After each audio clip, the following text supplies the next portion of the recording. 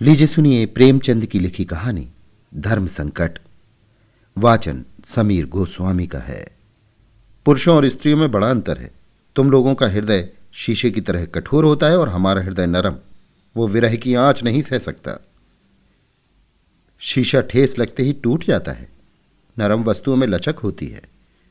चलो बातें न बनाओ। दिन भर तुम्हारी राह देखूं, रात भर घड़ी की सुइयां, तब कहीं आपके दर्शन होते हैं। मैं तो सदैव तुम्हें अपने हृदय मंदिर में छिपाए रखता हूं। ठीक बतलाओ कब आओगे? 11 बजे, परंतु पिछला दरवाजा खुला रखना। उसे मेरे नयन समझो। अच्छा तो अब विदा। पंडित कैलाशनाथ लखनऊ के प्रतिष्ठित बैरिस्टरों में से थे। कई सभाओं के मंत्री, कई समितियों के सभापति। पत्रों में अच्छे अच्छे लेख लिखते, प्लेटफॉर्म पर सारगर्भित व्याख्यान देते। पहले पहले जब वो यूरोप से लौटे थे तो ये उत्साह अपनी पूरी उमंग पर था, परंतु ज्यों ज्यों बैरिस्टरी चमकने लगी इस उत्साह में कमी आने लगी। और ये ठीक भी था, क्योंकि अब बेकार न थे जो बेगार करते। हाँ, क्रिकेट का शौक अब ज्यों का त्यों बना था। वो कैंसर क्लब के संस्थापक और क्रिकेट के प्रसिद्ध खिलाड़ी थे। यदि मिस्टर कैलाश को क्रिकेट की धुन थी तो उनकी बहन कामनी को टेनिस का शौक था। इन्हें नित नवीन आमोद प्रमोद की चाह रहती थी। शहर में कहीं नाटक हो, कोई थिएटर आए, कोई सर्कस, कोई बायोस्कोप हो, कामनी उनमें न सम्मिलित हो, यह असंभव बात थी। मनोविनोद की कोई सामग्री उसके लिए उतनी ही आवश्यक थी जितना वायु और प्रकाश। मिस्टर कैलाश पश्चिमी सभ्यता के प्रवाह में बहने वाले अपने अन्य सहयोगियों की भांति हिंदू जाति, हिंदू सभ्यता, हिंदी भाषा और हिंदुस्तान के कट्टर विरोधी थे। हिंदू सभ्यता उन्हें दोषपूर्ण दिखाई देती थी। अपने इन विचारों को वो अपने ही तक परिमित न रखते थे, बल्कि बड़ी ही ओजस्विनी भाषा में इन विषयों पर लिखते और बोलते थे। हिंदू सभ्यता के विवेक की भक्त उनके इन विवेक शून्य विचारों पर हंसते थे, परंतु उपहास और विरोध तो सुधारक के पुरस्कार हैं। मिस्टर कैलाश उनकी कुछ परवाह न करते थे। वे कोरे वाक्यवीर ही न थे, कर्मवीर भी पूरे थे। कामनी की स्वतंत्रता उनके विचारों का प्रत्यक्ष स्वरूप थी। सौभाग्यवश कामनी के पति गोपाल नारायण भी इन्हीं विचारों में रंगे हुए थे। वे साल भर से अमेरिका में विद्या अध्ययन करते थे। कामनी भाई और पति के उपदेशों से पूरा पूरा लाभ उठाने में कमी न करती थी। लखनऊ में अल्फ्रेड थिएटर कंपनी आई हुई थी। शहर में जहां देखिए उसी तमाशे की चर्चा थी। कामनी की रातें बड़े आनंद से कटती थी। रात भर थिएटर देखती, दिन को कुछ सोती और कुछ देर वही थिएटर की गीत अलापती। सौंदर्य और प्रीत के नवरमणीय संसार में रमण करती थी, जहाँ का दुख और क्लेश भी इस संसार के सुख और आनंद से बढ़कर मोददायी है। यहाँ तक कि 3 महीने बीत गए। प्रणय की नित्य मनोहर शिक्षा और प्रेम के आनंदमय अलाप विलाप का हृदय पर कुछ न कुछ असर होना चाहिए था। सो भी इस चढ़ती जवानी में वो असर हुआ। इसका श्री गणेश उसी तरह हुआ जैसा कि बहुधा हुआ करता है। थिएटर हॉल में एक सुधरे सजीले युवक की आंखें कामनी की ओर उठने लगी। वो रूपवती और चंचला थी, अतएव पहले उसे चितवन में किसी रहस्य का ज्ञान न हुआ। नेत्रों का सुंदरता से बड़ा घना संबंध है। घूरना पुरुष का और लजाना स्त्री का स्वभाव है। कुछ दिनों के बाद कामनी को इस चितवन में कुछ गुप्त भाव झलकने लगे। मंत्र अपना काम करने लगा। फिर नयनों में परस्पर बातें होने लगीं। नयन मिल गए, प्रीत गाढ़ी हो गई। कामनी एक दिन के लिए भी यदि किसी दूसरे उत्सव में चली जाती तो वहां उसका मन न लगता, जी उचटने लगता, आंखें किसी को ढूंढा करती। अंत में लज्जा का बांध टूट गया। हृदय में विचार रूपवान हुए। मौन का ताला टूटा। प्रेमालाप होने लगा। पद्य के बाद गद्य की बारी आई और फिर दोनों मिलन मंदिर के द्वार पर आ पहुंचे। इसके पश्चात जो कुछ हुआ उसकी झलक हम पहले ही देख चुके हैं। इस नवयुवक का नाम रूपचंद था। पंजाब का रहने वाला, संस्कृत का शास्त्री, हिंदी साहित्य का पूर्ण पंडित, अंग्रेजी का एमए, लखनऊ की एक बड़ी लोहे के कारखाने का मैनेजर था। घर में रूपवती स्त्री, 2 प्यारे बच्चे थे। अपने साथियों में सदाचरण के लिए प्रसिद्ध था। न जवानी की उमंग, न स्वभाव का छिछोरापन। घर गृहस्थी में जकड़ा हुआ था। मालूम नहीं वो कौन सा आकर्षण था जिसने उसे इस तिलस्म में फंसा लिया, जहाँ की भूमि अग्नि और आकाश ज्वाला है, जहाँ घृणा और पाप है। और अभागी कामनी को क्या कहा जाए। जिसकी प्रीत की बाढ़ ने धीरता और विवेक का बांध तोड़कर अपनी तरल तरंग में नीत और मर्यादा की टूटी फूटी झोपड़ी को डुबा दिया। ये पूर्व जन्म के संस्कार थे। रात के 10 बज गए थे। कामनी लैंप के सामने बैठी हुई चिट्ठियां लिख रही थी। पहला पत्र रूपचंद के नाम था। कैलाश भवन, लखनऊ।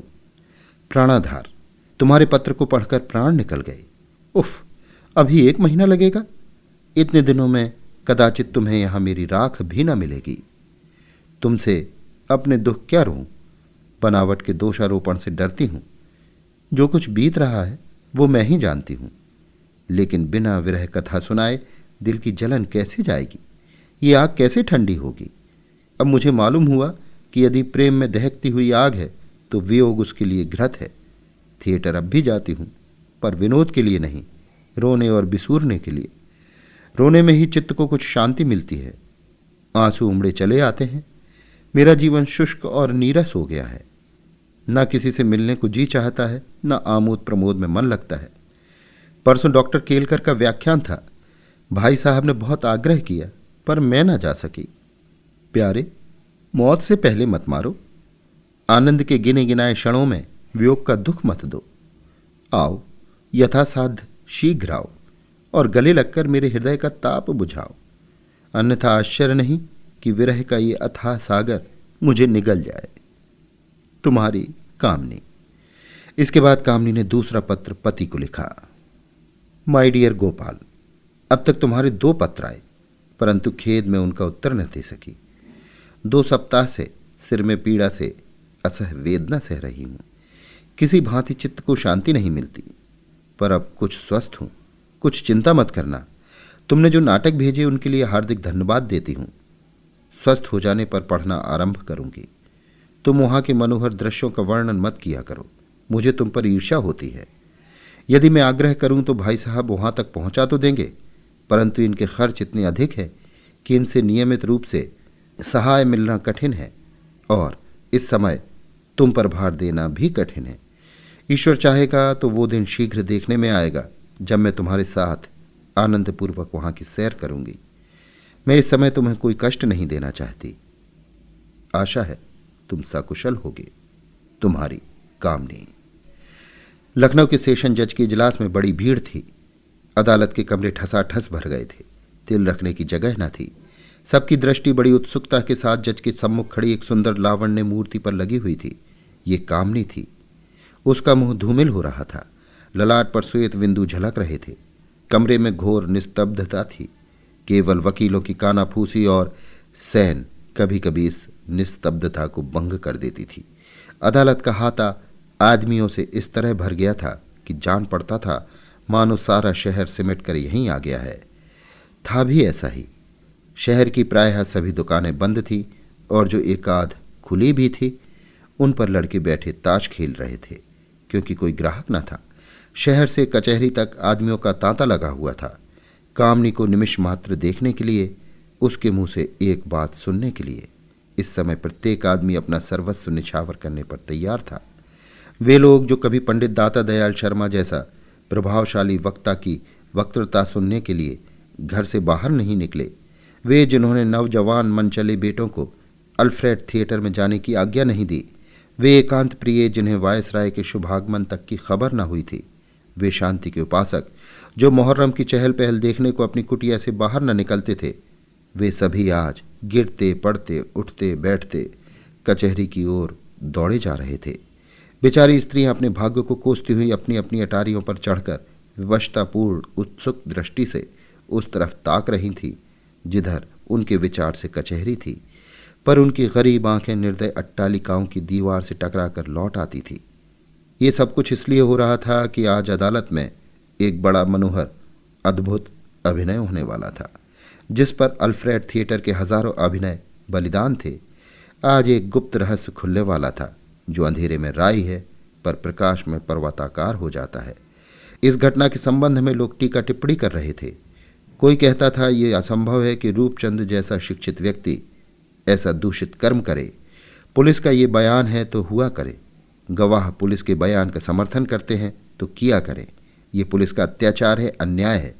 कोई कहता था भाई सत्य तो ये है कि ये रूप लावण्य, ये खंजन गंजन नयन और ये हृदय हारनी सुंदर सलोनी छवि जो कुछ ना करे वो थोड़ा है। श्रोता इन बातों को बड़े चाव से इस तरह आश्चर्यान्वित हो मुंह बनाकर सुनते थे मानो देववाणी हो रही है। सबकी जीभ पर यही चर्चा थी। खूब नमक मिर्च लपेटा जाता था, परंतु इसमें सहानुभूति या संवेदना के लिए जरा भी स्थान न था। पंडित कैलाशनाथ का बयान खत्म हो गया और कामनी इजलास पर पधारी। इसका बयान बहुत संक्षिप्त था। मैं अपने कमरे में रात को सो रही थी। कोई 1 बजे के करीब चोर चोर का हल्ला सुनकर मैं चौंक पड़ी और अपनी चारपाई के पास 4 आदमियों को हाथापाई करते देखा। मेरे भाई साहब अपने 2 चौकीदारों के साथ अभियुक्त को पकड़ते थे और वो जान छुड़ाकर भागना चाहता था। मैं शीघ्रता से उठकर बरामदे में निकल आई। इसके बाद मैंने चौकीदारों को अपराधी के साथ पुलिस स्टेशन की ओर आते देखा। रूपचंद ने कामनी का बयान और एक ठंडी सांस ली। नेत्रों के आगे से पर्दा हट गया। कामनी, तू ऐसी कृतघ्न, ऐसी अन्याय, ऐसी पिशाचनी, ऐसी दुरात्मा है? क्या तेरी वो प्रीत, वो विरह वेदना, वो प्रेमोद्गार सब धोखे की टट्टी थी? तूने कितनी बार कहा है कि दृढ़ता प्रेम मंदिर की पहली सीढ़ी है। तूने कितनी बार नयनों में आंसू भरकर इसी गोद में मुंह छिपाकर मुझसे कहा है कि मैं तुम्हारी हो गई, मेरी लाज अब तुम्हारे हाथ में है। परंतु हाय, आज प्रेम परीक्षा के समय तेरी वो सब बातें खोटी उतरी। आह, तूने दगा दिया और मेरा जीवन मिट्टी में मिला दिया। रूपचंद तो विचार तरंगों में निमग्न था। उसके वकील ने कामनी से जिरह करनी प्रारंभ की। वकील, क्या तुम सत्यनिष्ठा के साथ कह सकती हो कि रूपचंद तुम्हारे मकान पर अक्सर नहीं जाया करता था? कामनी, मैंने कभी उसे अपने घर पर नहीं देखा। वकील, क्या तुम शपथ पूर्वक कह सकती हो कि तुम उसके साथ कभी थिएटर देखने नहीं गई? कामनी, मैंने उसे कभी नहीं देखा। वकील, क्या तुम शपथ लेकर कह सकती हो कि तुमने उसे प्रेम पत्र नहीं लिखे? शिकार के चंगुल में फंसे हुए पक्षी की तरह पत्र का नाम सुनते ही कामनी के होश हवास उड़ गए। हाथ पैर फूल गए, मुंह ना खुल सका। जज ने, वकील ने और 2 सहस्त्र आंखों ने उसकी तरफ उत्सुकता से देखा। रूपचंद का मुंह खिल गया। उसके हृदय में आशा का उदय हुआ। जहां फूल था वहां कांटा पैदा हुआ। मन में कहने लगा, उल्टा कामनी, अपने सुख और अपने कपट, मान प्रतिष्ठा पर मेरे परिवार की हत्या करने वाली कामनी, तू अब भी मेरे हाथ में है। मैं अब भी तुझे इस कृतज्ञता और कपट का दंड दे सकता हूं। तेरे पत्र, जिन्हें तूने सत्य हृदय से लिखा या नहीं मालूम नहीं, परंतु जो मेरे हृदय के ताप को शीतल करने के लिए मोहनी मंत्र थे, वो सब मेरे पास हैं और वो इसी समय तेरा सब भेद खोल देंगे। इस क्रोध से उन्मत्त होकर रूपचंद ने अपने कोट के पॉकेट में हाथ डाला। जज ने, वकीलों ने और 2 सहस्त्र नेत्रों ने उसकी तरफ चातक की भांति देखा। तब कामनी की विकल आंखें चारों ओर से हताश होकर रूपचंद की ओर पहुंची। उनमें इस समय लज्जा थी, दया, भिक्षा की प्रार्थना थी और व्याकुलता थी। मन ही मन कहती थी, मैं स्त्री हूं, अबला हूं, ओछी हूं। तुम पुरुष हो, बलवान हो, साहसी हो। ये तुम्हारे स्वभाव के विपरीत है। मैं कभी तुम्हारी थी और यद्यपि समय मुझे तुमसे अलग किए देता है, किंतु मेरी लाज तुम्हारे हाथ में है। तुम मेरी रक्षा करो। आंखें मिलते ही रूपचंद उसके मन की बात ताड़ गए। उनके नेत्रों ने उत्तर दिया, यदि तुम्हारी लाज मेरे हाथों में है तो उस पर कोई आंच नहीं आने पाएगी। तुम्हारी लाज पर मेरा सर्वस्व निछावर है। अभियुक्त के वकील ने कामनी से पुनः वही प्रश्न किया, क्या तुम शपथ पूर्वक कह सकती हो कि तुमने रूपचंद को प्रेम पत्र नहीं लिखे? कामनी ने कातर स्वर में उत्तर दिया, मैं शपथ पूर्वक कहती हूं कि मैंने उसे कभी कोई पत्र नहीं लिखा और अदालत से अपील करती हूं कि वो मुझे इन घृणास्पद अश्लील आक्रमणों से बचाए। अभियोग की कार्रवाई समाप्त हो गई। अब अपराधी के लिए बयान की बारी आई। उसकी सफाई के कोई गवाह न थे, परंतु वकीलों को, जज को और अधीर जनता को पूरा पूरा विश्वास था कि अभियुक्त का बयान पुलिस के मायावी महल को क्षण मात्र में छिन्न भिन्न कर देगा। रूपचंद इजलास के सम्मुख आया। उसके मुखारविंद पर आत्मबल का तेज झलक रहा था और नेत्रों से साहस और शांति। दर्शक मंडली उतावली होकर अदालत के कमरे में घुस पड़ी। रूपचंद इस समय चांद था या देवलोक का दूत। सहस्त्रों नेत्र उसकी ओर लगे थे, किंतु हृदय को कितना कौतूहल हुआ जब रूपचंद ने अत्यंत शांत चित्त से अपना अपराध स्वीकार कर लिया। लोग एक दूसरे का मुंह ताकने लगे।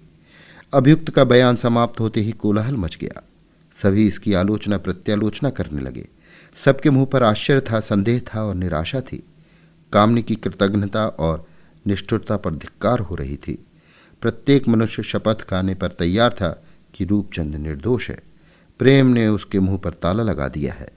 पर कुछ ऐसे भी दूसरे के दुख में प्रसन्न होने वाले स्वभाव के लोग थे जो उसके इस साहस पर हंसते और मजाक उड़ाते थे। 2 घंटे बीत गए। अदालत में पुनः एक बार शांति का राज्य हुआ। जज साहब फैसला सुनाने के लिए खड़े हुए। फैसला बहुत संक्षिप्त था। अभियुक्त जवान है, शिक्षित है और सब है, अतएव आंखों का अंधा। इसे शिक्षाप्रद दंड देना आवश्यक है। अपराध स्वीकार करने से उसका दंड कम नहीं होता।